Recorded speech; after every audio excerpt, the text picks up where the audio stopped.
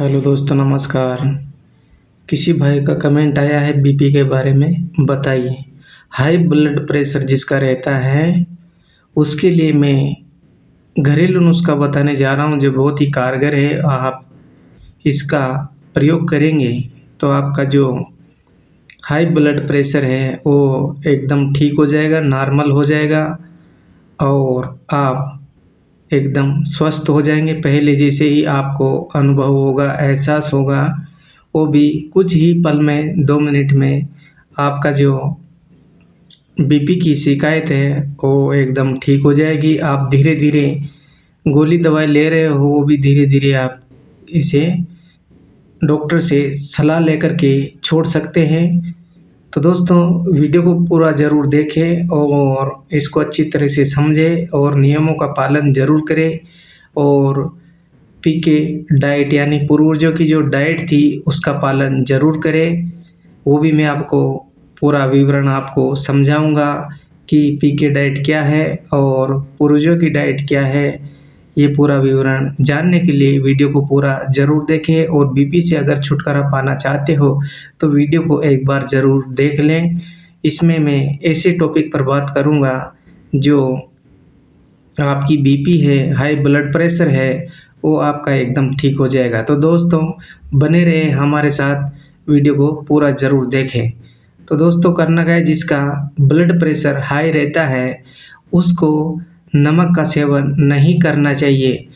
और कौन से नमक का सेवन करना चाहिए, और जो आयोडीन जो नमक चल रहा है इसका सेवन बीपी वालों को बिल्कुल भी नहीं करना चाहिए। इसके स्थान पर आप सेंधा नमक का प्रयोग करना चाहिए, क्योंकि यह कुदरत ने बनाया हुआ नमक है। जो सेंधा नमक है ये पहाड़ी नमक है, ये कुदरत के द्वारा बनाया गया है। और जो हम आयोडीन युक्त नमक खाते हैं यह हाथों से बनाया गया है, इसको नहीं खाना चाहिए। और पहले, अभी इसका विवरण बहुत लंबा चौड़ा है, मैं शॉर्टकट में आपको बता देता हूँ। पहले जनसंख्या वृद्धि को रोकने के लिए सरकार ने इस नमक को मार्केट में उतारा गया और इसके सेवन से लोगों में आयोडीन की मात्रा ज़्यादा हो गई।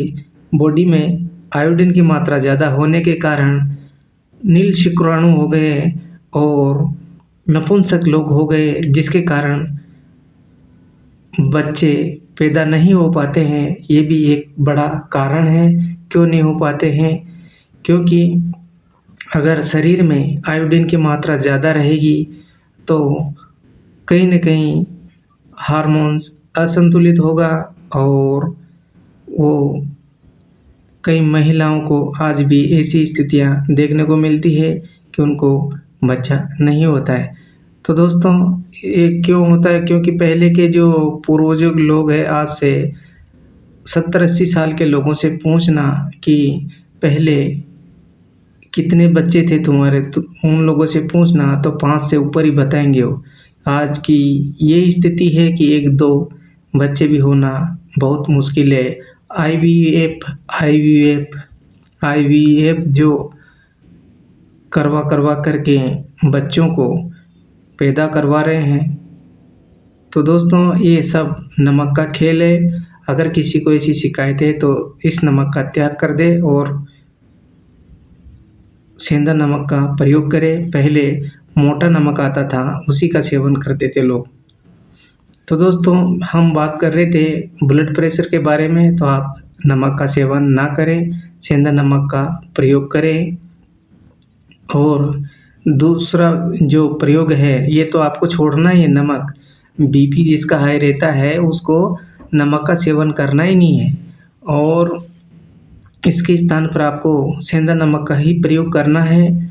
और आप दूसरा जो प्रयोग है हमारा वो है 100 ग्राम जीरा लेना है, 100 ग्राम सौंफ लेना है, इसको पीस करके बारीक कर लेना है। और सुबह शाम खाली पेट आपको 1-1 चम्मच पानी में मिला करके, पानी ठंडा होना चाहिए, उसमें मिला करके आपको रोज़ पीना है। तो आप देखेंगे कि आपका जो हाई बीपी है, हाई ब्लड प्रेशर है, वो धीरे एक ही 2-3 दिन में ही आपका कंट्रोल होने लगेगा।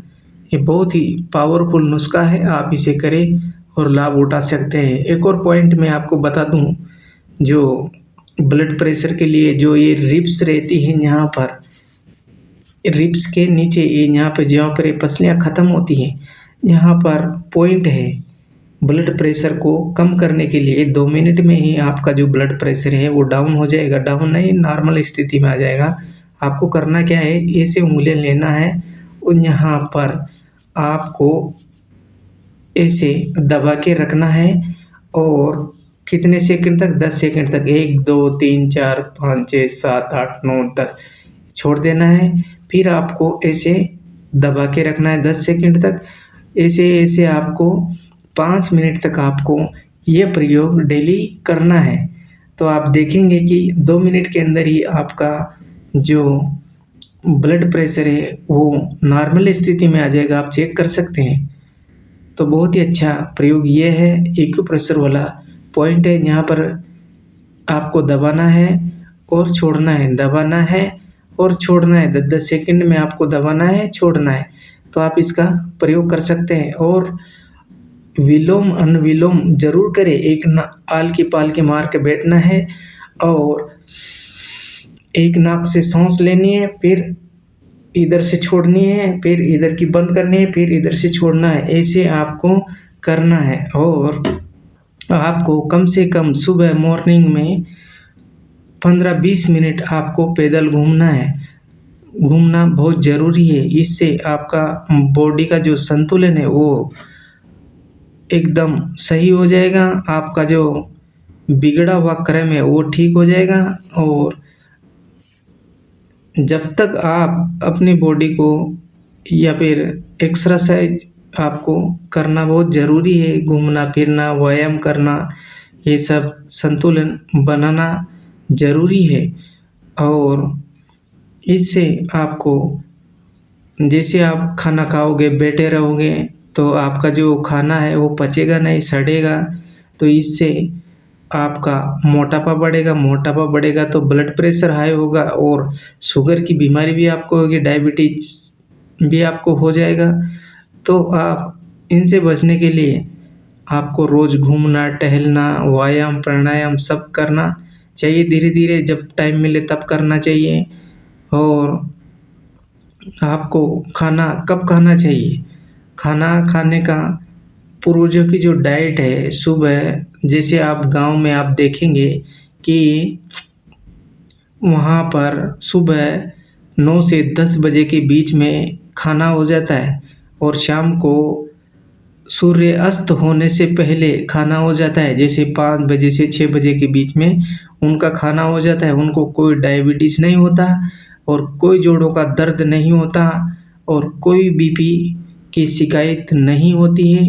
वो लोग एकदम स्वस्थ हैं। और उनकी जो औरतें हैं वो 4 बजे 5 बजे उठ करके सब घर का पूरा काम कर लेती है। तो ये हम लोग क्या करते हैं, शहरी क्षेत्र में लोग क्या करते हैं, बस 9 बजे उठ रहे, 10 बजे उठ रहे और खा के बैठ गए, सो गए।